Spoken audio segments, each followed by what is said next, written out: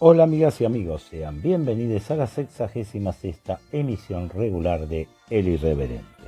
Desde el estudio único de Locomoción TV en la Ciudad Autónoma de Buenos Aires, llegamos hasta ustedes luego de 21 días desde nuestro último encuentro por estos medios. La justicia, no el Poder Judicial, no se rinde y el blindaje empieza a resquebrajarse, al menos el de los poderosos, mientras que cualquier ciudadano de a pie que acumulara un procesamiento por abuso sexual, violaciones de perimetrales y hostigamiento serial estaría tras las rejas de un penal de máxima seguridad. El poder político de la provincia de Buenos Aires operó y creemos que operará aún con total impunidad.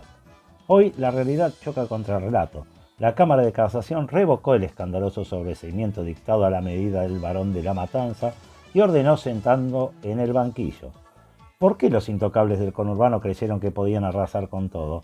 Porque el aparato oficial, la vida, la integridad y el calvario de Melody Rakauskas valían menos que cero frente a la preservación de su propia casta. El ultraje y el antisemitismo explícito de los sótanos judiciales empiezan a enfrentar su límite histórico, mientras las células reaccionarias intentan camuflar su andamiaje neonazi bajo imposturas políticas de ocasión. La realidad institucional avanza sin contemplaciones.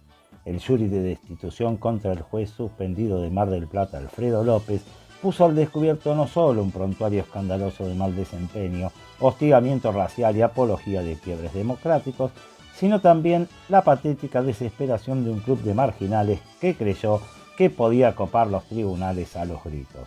La impunidad de los intocables con toga se termina en el banquillo de tribunales.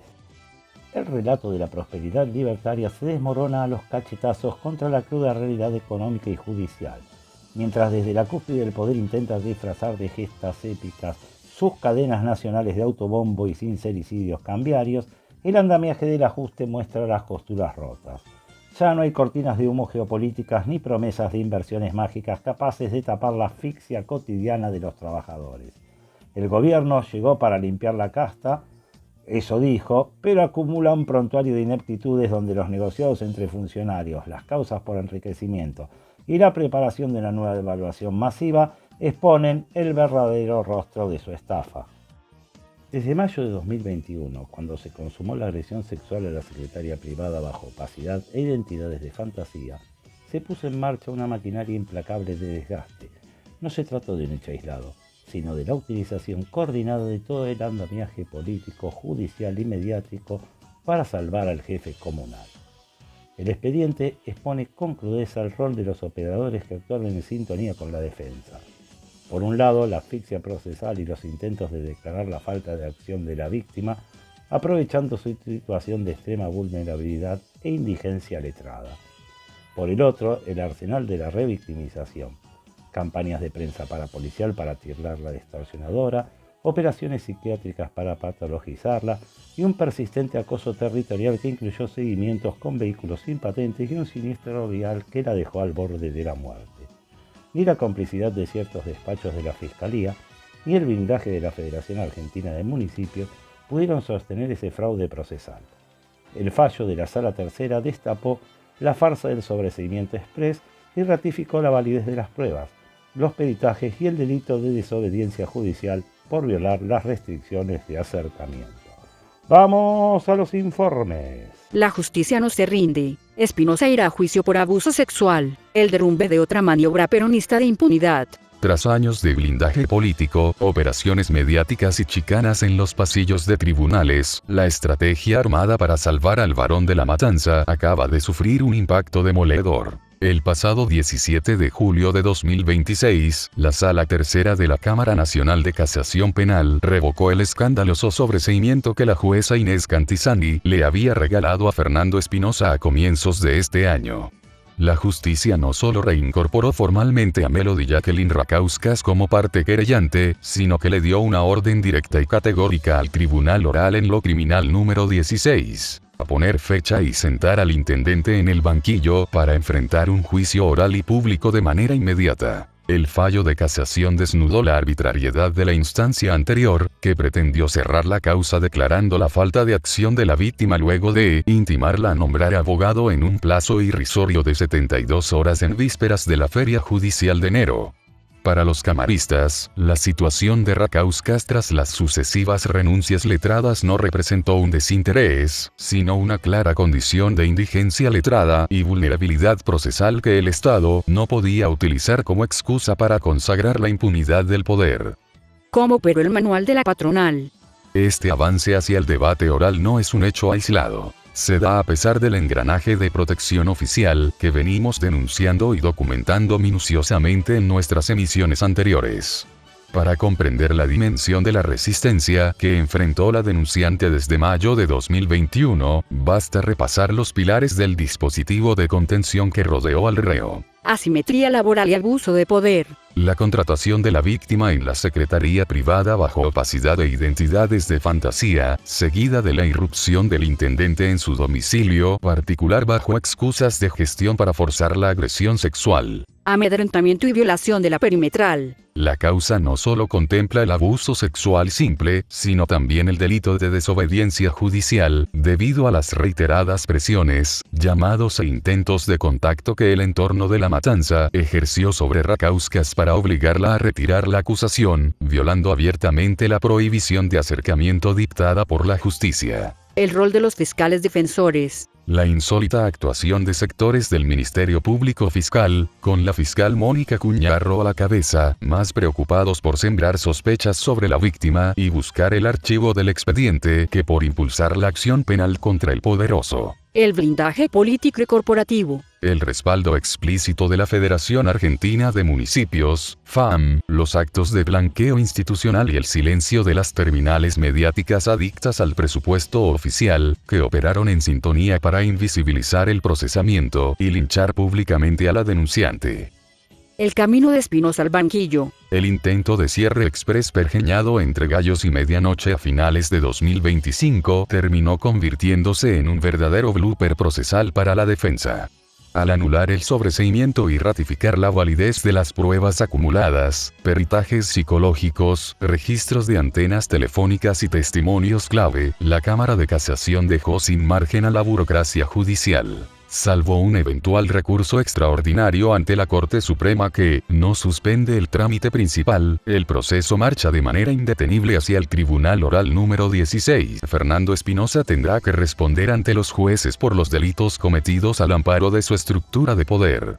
La cobertura de este irreverente, que sostuvo la causa cuando todos miraban para otro lado, suma hoy una certeza irrefutable: la impunidad patronal tiene fecha de vencimiento. La revictimización y amedrentamiento del peronismo sobre Melody Rakauskas. El peronismo contra los abusadores. Y, depende.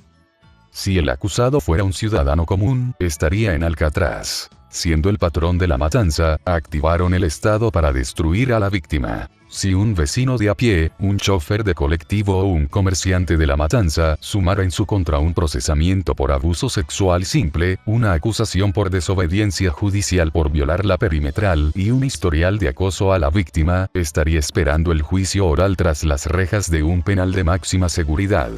No habría cámaras de televisión haciendo silencio, ni intendentes firmando comunicados de apoyo, ni fiscales buscando atajos para salvarlo. Sin embargo, cuando el acusado es el presidente de la Federación Argentina de Municipios y el varón político del distrito más poblado del país, la ley deja de aplicarse y se activa el manual de la impunidad peronista. El peronismo puede tener a un miserable como Guasora en sus filas y esconderlo a pocas cuadras de la propia casa, sin ponerse colorado, y eso que el pedófilo de Merlo no es intendente ni nada. Imaginemos, o no imaginemos nada, veamos lo que pasa si el abusador es uno de los tipos con mayor poder dentro del peronismo y en su servilismo. Tanto la militancia como la conducción no van a dudar en aniquilar a la víctima por el motivo que sea. La causa contra Fernando Espinosa no solo dejó al descubierto el delito inicial cometidos entre las paredes del hogar de la secretaria privada, sino algo mucho más oscuro: la utilización de toda la maquinaria del Estado, policial, judicial y mediática, para quebrar, estigmatizar y amedrentar a la mujer que se atrevió a denunciar al patrón. Porque para un peronista, sea lo que sea que haya hecho, no hay nada mejor que otro peronista. El arsenal de la revictimización. A lo largo de estos años, Melody Rakauskas no solo tuvo que lidiar con las secuelas del abuso denunciado en mayo de 2021, sino con una verdadera guerra de desgaste diseñada para forzar su renuncia. El operativo desplegado para salvar a Espinosa se ejecutó en 4 fases impecablemente coordinadas. 1. La difamación moral y el estigma de la prensa parapolicial. Ante la solidez de las primeras pruebas, las terminales periodísticas adictas al presupuesto oficial y los voceros de la defensa montaron el relato de la extorsionadora. Se instaló la hipótesis de una supuesta agente infiltrada encargada de seducir y chantajear dirigentes, juzgando la conducta de la víctima en los medios, mientras se tapaba la gravedad del delito imputado. 2. La patologización de la víctima. Esta chica está loca. Cuando los informes oficiales confirmaron el daño psicológico compatible con la agresión sexual, la contramaniobra fue tildarla de inestable. Se filtraron datos de su vida privada, se la hostigó en pericias y se llegó al extremo institucional de sugerir que padecía delirios de persecución para restarle validez a su testimonio. 3. El amedrentamiento en el territorio. El acoso no fue solo de palabra. Rakauskas denunció seguimientos por parte de vehículos sin patente en las inmediaciones de su domicilio, llamadas amenazantes para exigirme que levantara la denuncia, origen de la causa por desobediencia que arrastra el intendente, y amedrentamientos violentos en la vía pública, incluyendo un siniestro vial no esclarecido que la terminó dejando internada en terapia intensiva. 4. La asfixia procesal y el acoso judicial permanente. Por último, el propio aparato judicial operó como brazo ejecutor del desgaste. Mientras a Espinosa le garantizaban plazos eternos, a la víctima la notificaban en su casa de causas armadas en fueros locales para obligarla a gastar recursos y tiempo en defenderse de contraacusaciones, empujándola finalmente a la trampa de la falta de patrocinio letrado que la Cámara de Casación definió acertadamente como indigencia letrada. Será el final de las aberraciones para protegerlo Espinosa.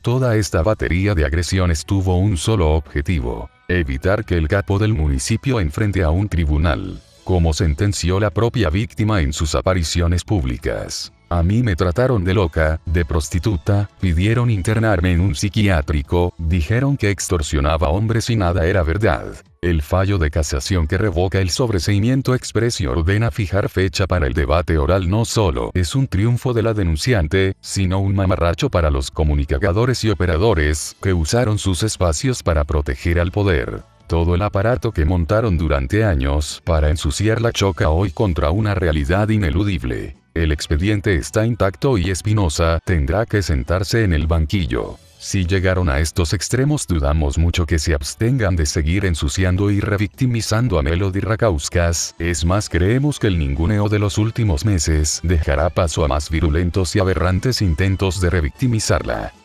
El camino hacia el Tribunal Oral número 16 es un hito ineludible, pero no nos engañemos, si llegaron hasta aquí vulnerando todas las reglas elementales de la decencia, no van a detenerse ahora.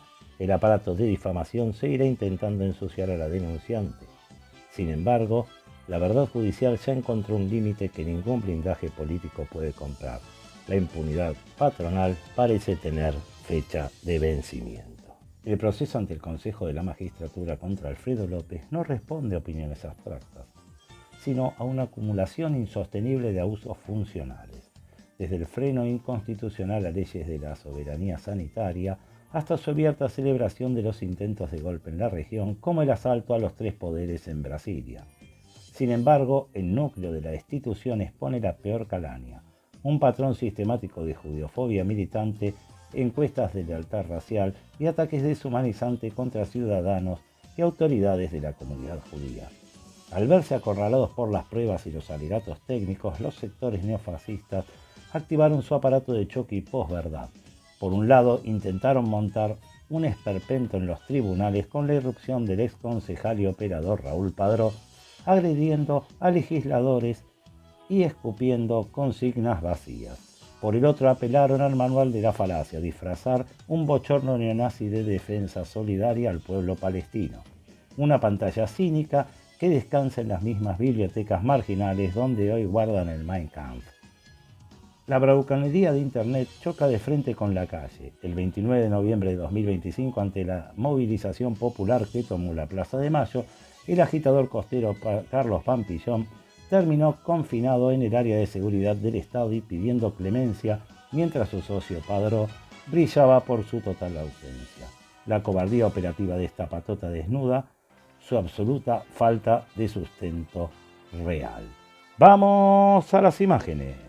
La judeofobia detrás del juez antiderechos Alfredo López. Introducción al informe. El juicio de destitución ante el Consejo de la Magistratura de la Nación contra el juez federal suspendido de Mar del Plata, Alfredo López, desató una reacción coordinada de las células más radicalizadas de la ultraderecha argentina.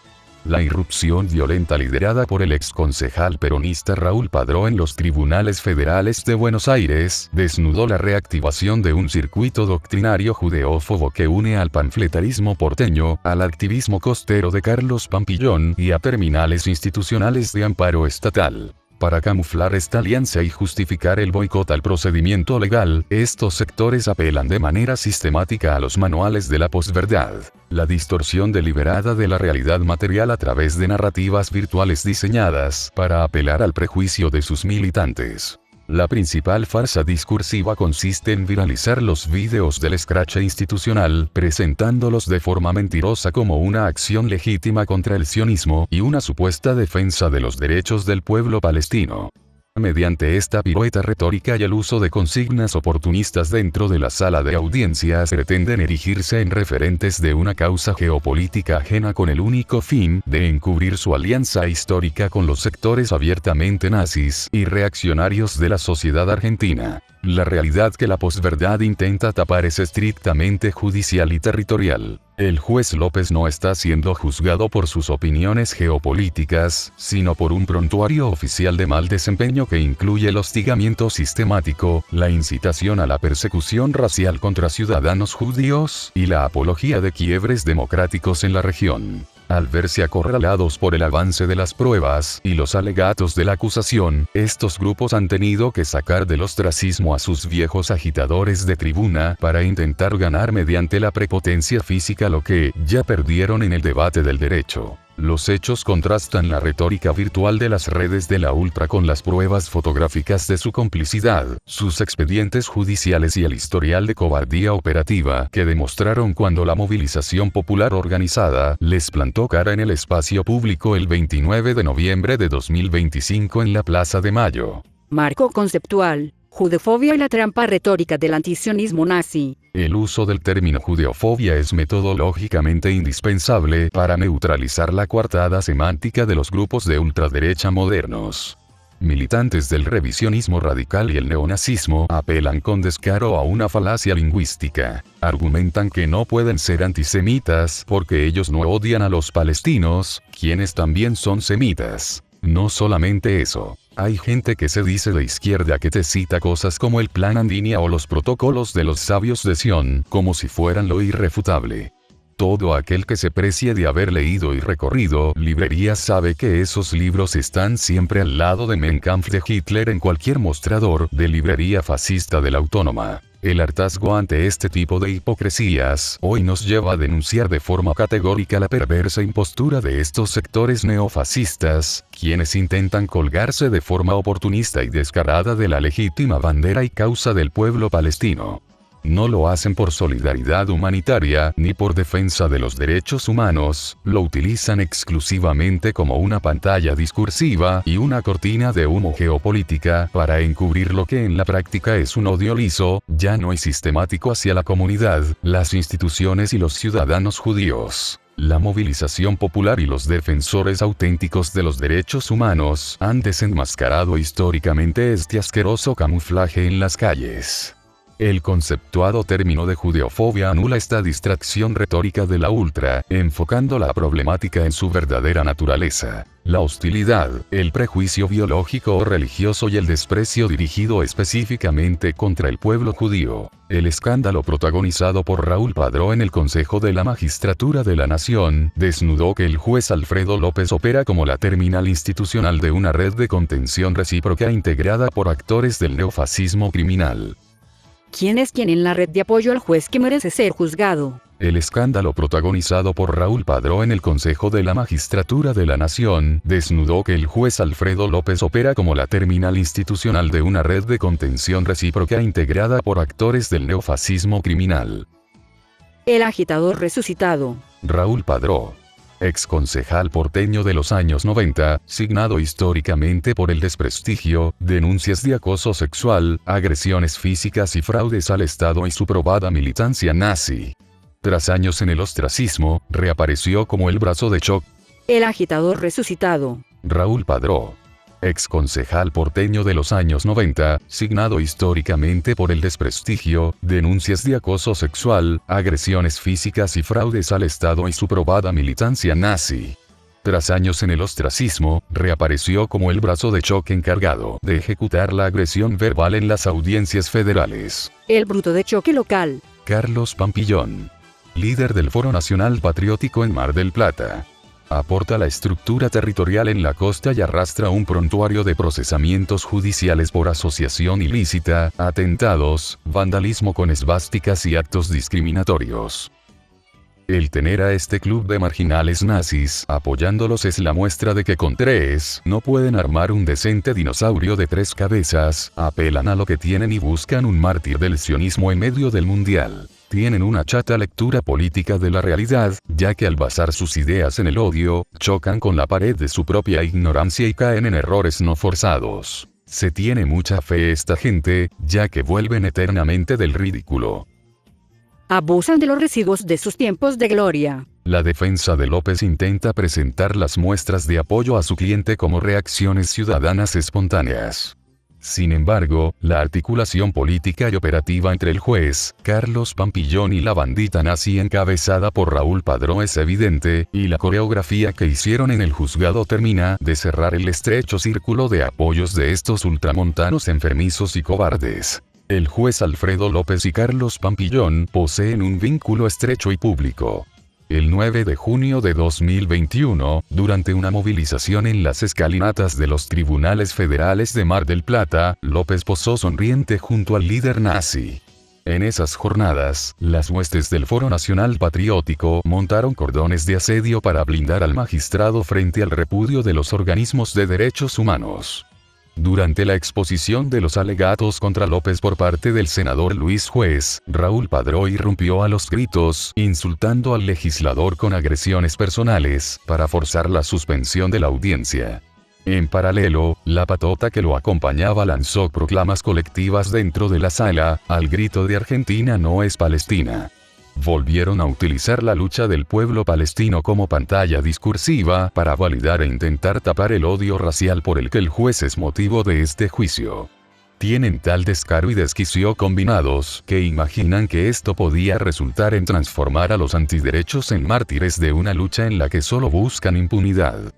El historial de cobardía. El episodio documentado del 29 de noviembre. El análisis del registro audiovisual del 29 de noviembre expone la enorme brecha que existe entre la violencia verbal de estos dirigentes en entornos protegidos y su verdadera cobardía operativa cuando se enfrentan a la legítima movilización popular en la calle. La amenaza fracasada. Carlos Pampillón lanzó una campaña pública convocando a un acto con la explícita amenaza de avanzar contra los pañuelos históricos de las Madres de Plaza de Mayo grabados en las baldosas. Toma de posiciones populares. A las 15 horas, militantes auténticos de derechos humanos y agrupaciones de izquierda, como Esperanza y Convergencia Socialista, avanzaron sobre la Plaza de Mayo y tomaron posición alrededor de la Pirámide de Mayo para custodiar los pañuelos de las madres. Refugio estatal detrás de las vallas. Ante la firme e imprevista resistencia popular en el territorio, el supuesto ímpetu callejero de Pampillón se desvaneció por completo. Ingresó de manera solitaria por el sector de Paseo Colón para filmar un video jactancioso para sus redes sociales, pero en la realidad material quedó físicamente reducido, atemorizado y confinado en el área de seguridad de Estado. Amparado por las fuerzas estatales y la AFI. Su permanencia en el lugar solo fue posible gracias a un masivo despliegue de fuerzas federales, incluyendo los albatros de la prefectura, que destinaron recursos públicos para contenerlo, aislarlo y salvarlo del repudio ciudadano. Los registros históricos constatan que Pampillón debió ingresar pasando por la puerta de la AFI para no enfrentar la contramarcha de los ciudadanos. La deserción absoluta de Raúl Padró. A pesar de haber asusado la confrontación desde las sombras y de compartir la retórica de choque en los espacios doctrinarios de ultraderecha, Raúl Padró ni siquiera apareció en la Plaza de Mayo durante toda la jornada. Dejó solo a su aliado costero, confirmando su perfil de agitador que evita poner el cuerpo cuando el escenario le es adverso. El episodio terminó siendo considerado el Waterloo de Pampillón, quien acabó filmándose y pidiendo públicamente por favor que no haya violencia, debido a su total decadencia y temor. El prontuario institucional completo del juez Alfredo López. A diferencia de otros magistrados de carrera, López construyó su trayectoria en Mar del Plata, utilizando su despacho judicial como una trinchera ideológica de ultraderecha. Sus antecedentes oficiales acumulan las siguientes causales de mal desempeño.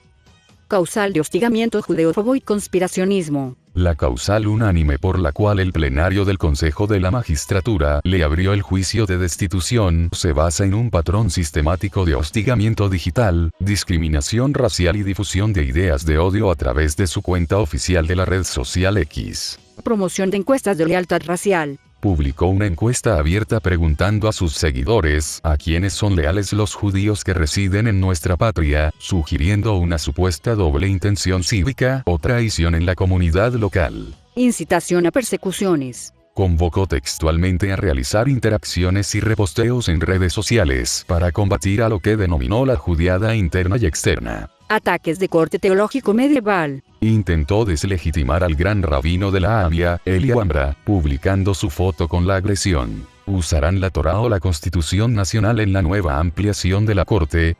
Asimismo, resucitó el viejo mito conspirativo del deicidio, culpabilizar colectivamente a los judíos por la muerte de Cristo, ignorando la anulación formal de esa doctrina por parte de la Iglesia Católica en 1965. Deshumanización y negación de ciudadanía. Dirigió insultos deshumanizantes como rata o raza de víboras contra usuarios con simbología israelí, exigiéndoles en reiterados posteos que se fueran a su país o a Israel porque, según sus escritos, la Argentina es culturalmente cristiana. Comentarios homofóbicos. Su legajo de discriminación incluyó agresiones explícitas contra las diversidades, llamando públicamente a limpiar toda esta basura bergoliana pro-gay y sosteniendo que el lobby gay va por nuestros hijos y nietos. Cruzadas antiderechos y boicot a leyes nacionales. López sumó denuncias de los gremios judiciales, como la Asociación de Judiciales Bonaerenses y la Federación Judicial Argentina, por utilizar medidas cautelares con el único fin de bloquear políticas públicas votadas por el Congreso de la Nación. Freno a la interrupción voluntaria del embarazo. En junio de 2021, haciendo lugar a un amparo de corte asociativo, dictó una polémica medida que declaraba la inconstitucionalidad de la ley de aborto y ordenaba suspender su aplicación en todo el territorio de la República Argentina.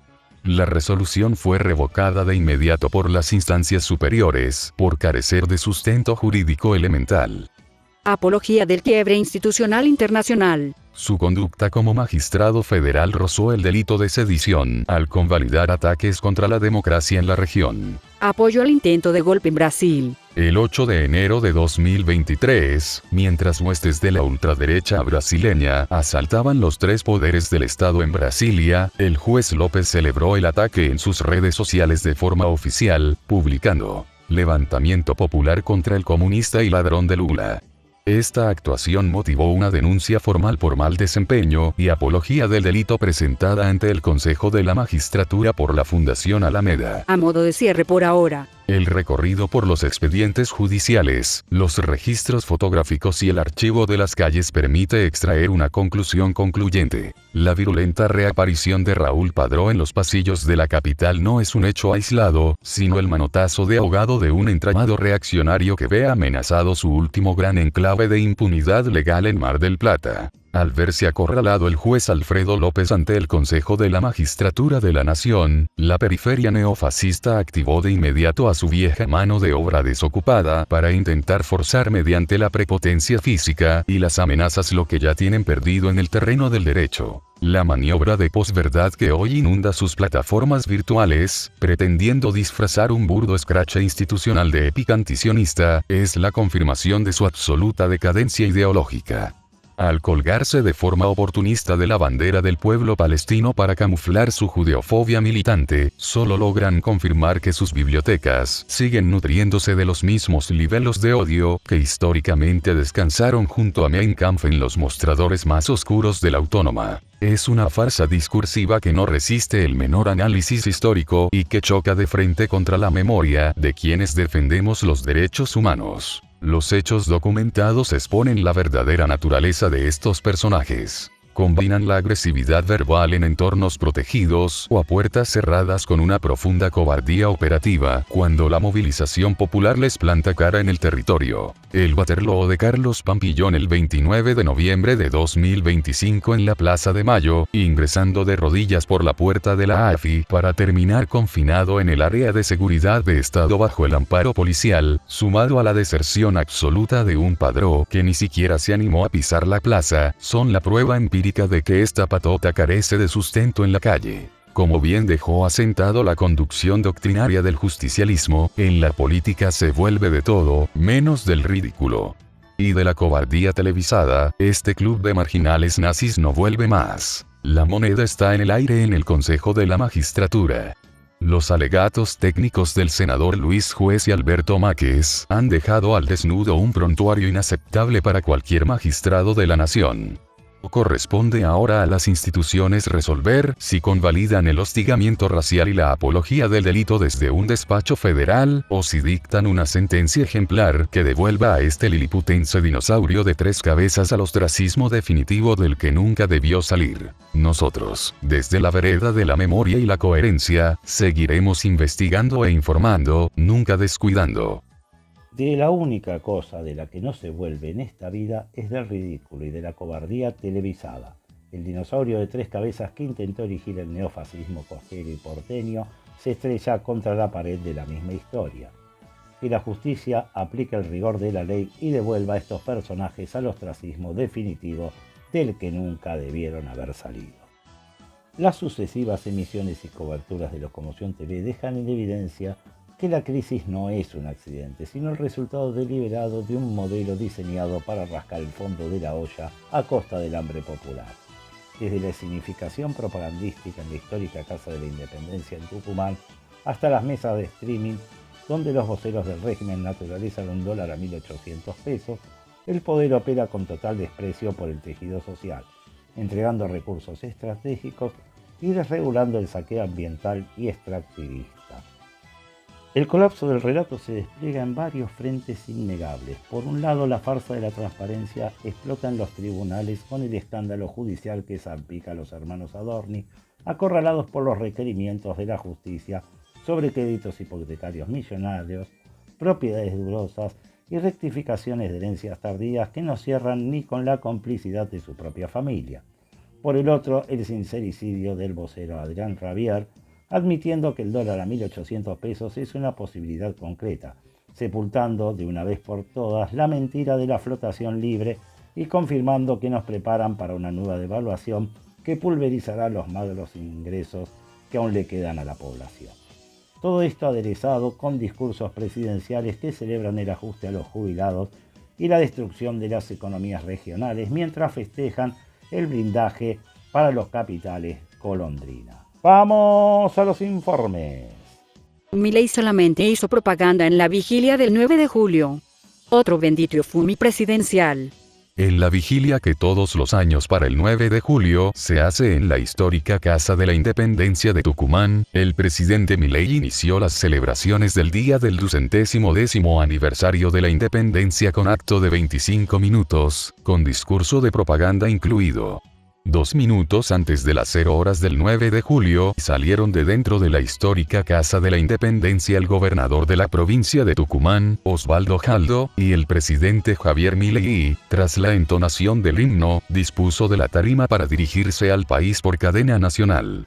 Tras un breve agradecimiento al gobernador Osvaldo Jaldo por la organización de la vigilia, se adentró en iniciar un periplo de autobombo y propaganda sin límites, con los clichés de siempre de nuestro presidente. Se refirió al segundo aniversario del Pacto de Mayo, y repitió los elementos constitutivos del mismo para en un mismo paso, insistir en que bajó la pobreza al 27% y que hizo 16.000 reformas legales, suponemos que el año que viene dirá que hizo 24.000, y que los piquetes se redujeron de 9.000 a 0. Aniquilar a la Pachamama por antidesarrollo. De ahí, copadísimo con las barbaridades que mandaba sin consecuencias aparentes, se lanzó a asegurar que el mundo mira, respeta, admira y casi venera a la Argentina que él mismo preside, lo que se olvida de decir que con derechos pisoteados y garantías de represión ilimitada, es muy conveniente para extractivistas y alimañas capitalistas de todo el planeta. Se refirió a la ley de glaciares en varias oportunidades, ya no disimula que al agua se la pasa por las partes y para bañarse no más, ya que llegó a opinar a quienes se oponen a ella como antidesarrollo. No lo quieren ocultar más, no les importa que como mínimo el presidente esté mal informado sobre la resistencia que va a tener que oponer, no solamente en lo político y le va a costar conseguir un pueblo lo suficientemente estúpido para darle licencia social a su exterminio. Se van a gloria del Rigi y del Super Rigi y posiblemente venga un recontra Rigi. En cuanto al super saqueo dijo que tiene inversiones por $1.200 millones para un reactor nuclear. Y ya como a quien no le cabe un alfiler en el upite quiere liberar a los envenenadores hasta de las retenciones. Por eso tiene razón que el capital mundial nos mira. ¿Qué otro país se te entregaría a un saqueo tan definitivo de su propia subsistencia? Ninguno, cuyos dirigentes tengan un mínimo de decencia, lo que no ha ocurrido nunca en la Argentina. Solamente más ajustes para los más necesitados. Al hablar de los proyectos puso como norte para su política el aniquilar de frío a los más necesitados, pidiendo la modificación del régimen de zona fría. En términos que todos manejamos sería algo así como que el ciudadano pague las consecuencias del saqueo, del que van engordan como cerdos de granja sin importarles las consecuencias, como siempre. Entre otros blablas babosos se refirió a la reforma política sin matarse mucho en explayarse, la reforma de la Carta Orgánica del Banco Central y la inviolabilidad de la propiedad privada sin que diga, aunque lo sabemos, para proteger la propiedad privada de quienes.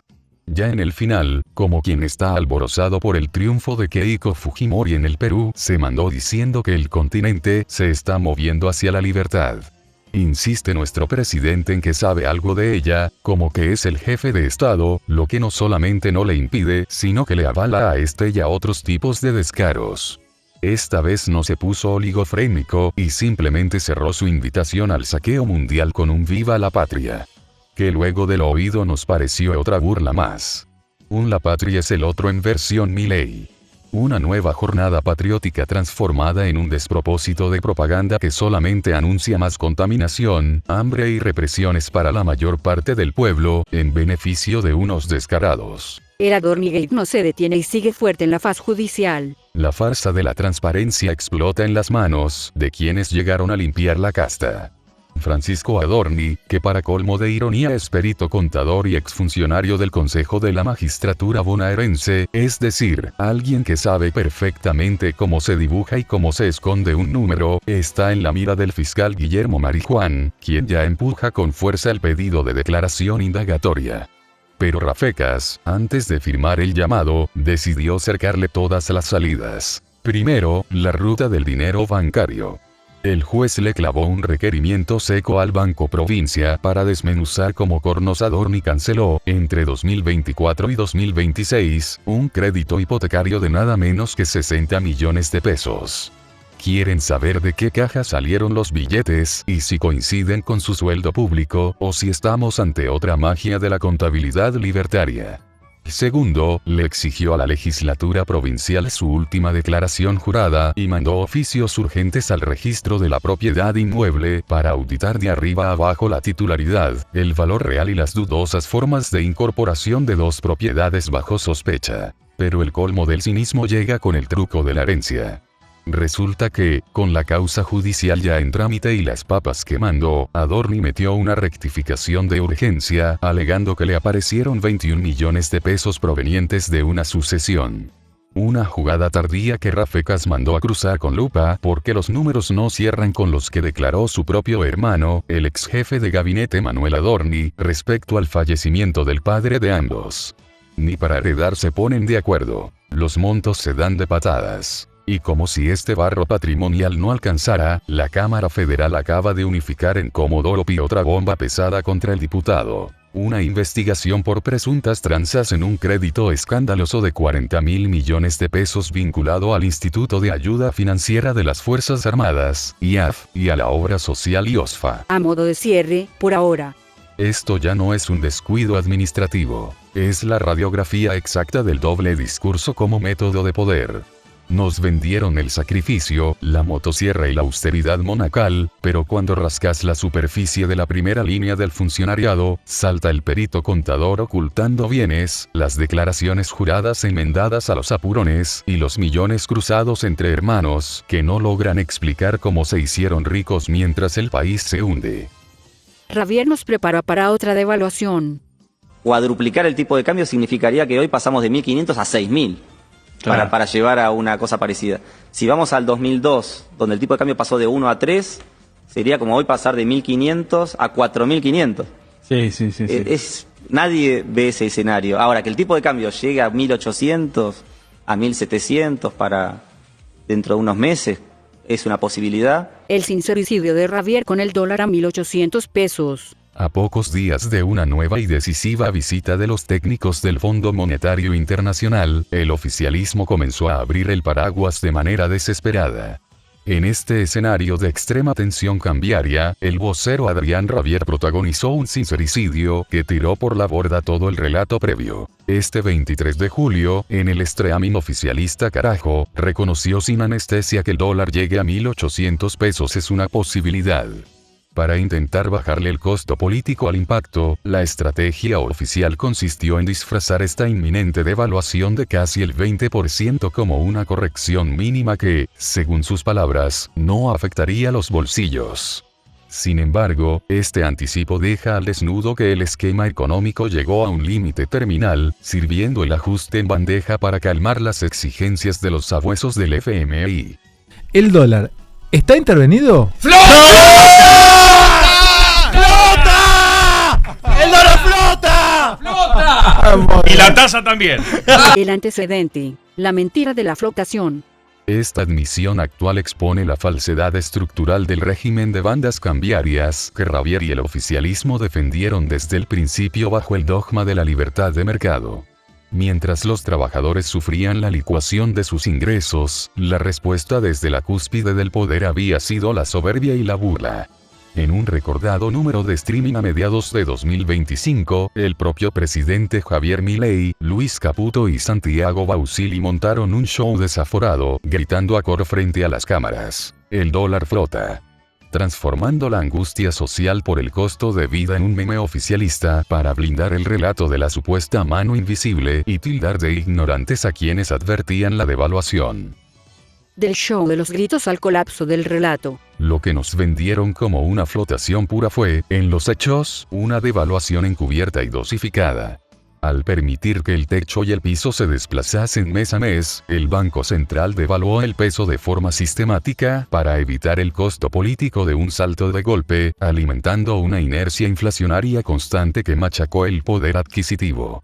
Hoy, con un esquema recesivo que agotó las divisas genuinas y con una nueva flexibilización del blanqueo de capitales lanzada para intentar rascar los dólares del colchón, aquellas risas quedaron atrás. El sincericidio de Javier confirma que la supuesta flotación libre era una ancla mentirosa que acumuló un atraso monumental, dejando al descubierto que la devaluación que no iba a existir ya no hay relato capaz de ocultarla. Ninguna épica de cartón pintado ni ningún desvío de atención podrá maquillar el fracaso de una gestión que se sostiene sobre la mentira y el desamparo.